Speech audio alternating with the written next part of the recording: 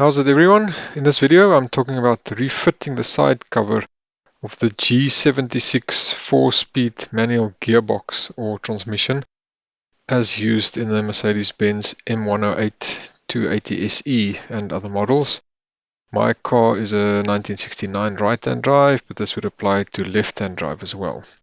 My car had a gear oil leak from this side cover and I decided to remove and reseal it. In the Heinz owner's workshop manual, there's a fairly good explanation of how to remove the cover, but there's no explanation about refitting it if the gearbox is still mounted in the car. After several attempts and different jigs, I managed to refit the cover successfully, and I'd like to show you how it could be done. This is what the cover looked like before the job. You can see traces of oil seeping out. I show a photo of the dirty part so that it can look great when it's clean. Note that the bolt in the middle should not be loosened or removed when the cover is removed. It holds the middle clip in place. We'll come back to the inside view picture later. Two of the link axles have normal O-rings, but the one on the right for first and second gear has a needle bearing which forms a seal. I could only procure this bearing through Mercedes-Benz and it was quite expensive. Here you see the part number.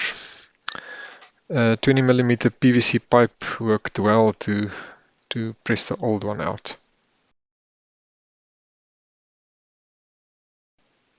Now when you want to replace the cover, the issue is that these two shift forks have to sit in the sleeves of the synchro units while you refit the cover.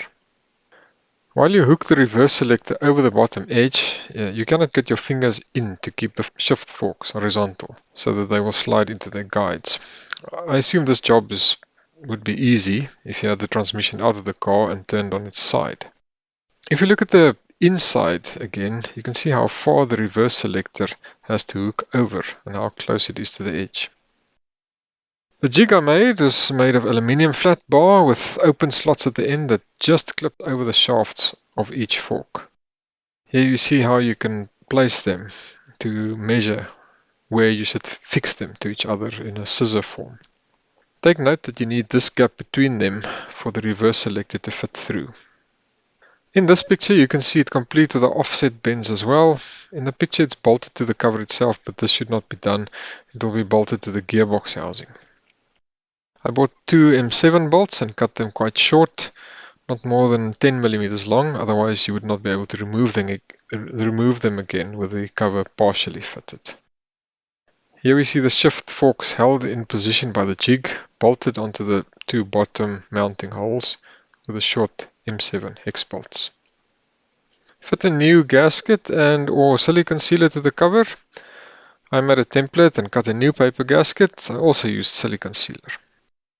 Now you can carefully hook the reverse selector over the bottom edge and press or tap the cover until the shift fork shafts start to slide into their guides. You can put some gear oil in the guides or on the shafts beforehand to help them slide easier. In the photo you also see the reverse shaft protruding only enough so that you can pull it out from the outside.